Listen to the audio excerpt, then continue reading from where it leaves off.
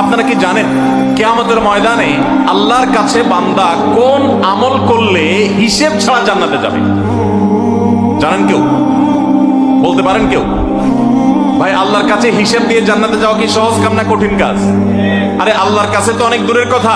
আপনি যে প্রতিষ্ঠানে চাকরি করেন তার মালিকের কাছে, উপরস্থ বসের কাছে একেবারে পুঙ্খানুপুঙ্খ করে প্রতিটা পয়সার হিসাব দিয়ে একদম সবকিছুতে পারফেক্টনেস প্রমাণ করা, এটাই তো একটা কঠিন কাজ, দুঃসাধ্য কাজ। সেখানে সারা জীবনের হিসাব আল্লাহর কাছে দিয়ে পাই পাই করে তারপর আপনি জান্নাতে যাবেন, বিষয়টা এত সহজ না। তাহলে হিসেব ছাড়া আল্লাহ তাআলা এমনিতে বলবেন হিসাব টিসাব নাই, তোমাকে এমনি জান্নাতে দিলাম, এটা চান আপনারা? দেখুন কোরআনে কারীম আল্লাহ তাআলা বলছেন ইন্নামা ইউওয়াফাস সাবিরুনা আজরাহুম বিগাইরি হিসাব।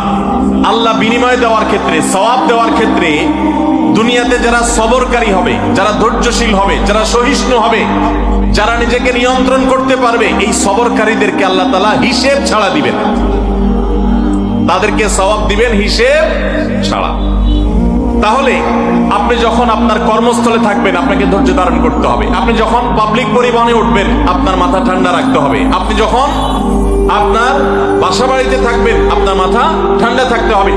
মাথা গরম হয়ে যায় যাদের, হট মেজাজ যারা, কথায় কথায় মাথা গরম হয়ে যায়, ধৈর্যহীন হয়ে যায়, যেখানে সেখানে গন্ডগোল বাঁধায় দেয়, মারামারি বাঁধায় দেয়, ধৈর্য সহ্য বলতে কিছু নাই, এই লোকগুলো কিন্তু এই সৌভাগ্যবান মানুষদের কাতারে সামিল হতে পারবে না। ঠিক একইভাবে দাম্পত্য জীবনে সুখী হতে হলে সবর এবং শুকর, এই দুইটা মূল মন্ত্রের কোনো বিকল্প পথ খোলা নেই। সেটা স্বামীর জন্য প্রযোজ্য, স্ত্রীর জন্য প্রযোজ্য।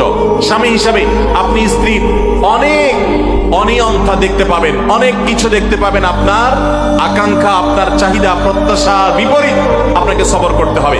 ভাইরা আমার, আমাদের প্রিয় নবী সাল্লাল্লাহু আলাইহি সাল্লামের দাম্পত্য জীবনে কিন্তু টুনটান সমস্যা হয়েছে। আপনারা মনে করতে পারেন নবী সাল্লাল্লাহু আলাইহি সাল্লামের ঘর, ওনার স্ত্রীগণ সাহাবী, তারা উম্মুল মুমিনিন আমাদের মা, এত মর্যাদাবান মানুষ তারা, তাদের আবার ঝামেলা হয়েছে। ভাই, দাম্পত্য জীবনে টুকটাক সমস্যা তাদেরও হয়েছে।